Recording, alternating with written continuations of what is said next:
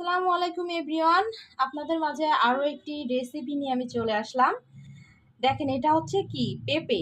হ্যাঁ, আজকে আপনাদের জন্য একটা পেঁপে রেসিপি দেখাবো। কারণ অনেকে এই পেঁপেগুলা পছন্দ করে না খেতে, তো আমাদের বাসায় কিন্তু প্রচুর আমরা ওই পেঁপেটা খাই, রান্না করি, এত মজা। সেজন্য আজকে আপনাদের মাঝে এই রেসিপিটা শেয়ার করব। এই যে পেঁপে এইভাবে চৌকা করে কেটে নিয়েছি, হ্যাঁ, একটা পেঁপে।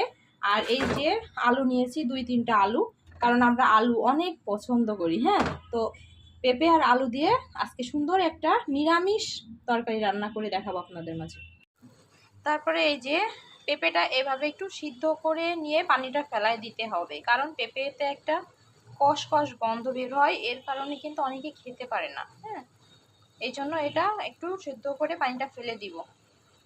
এরপর হচ্ছে এই যে কড়াইতে রান্না শুরু করলাম। প্রথমে তেল দিয়ে দিচ্ছি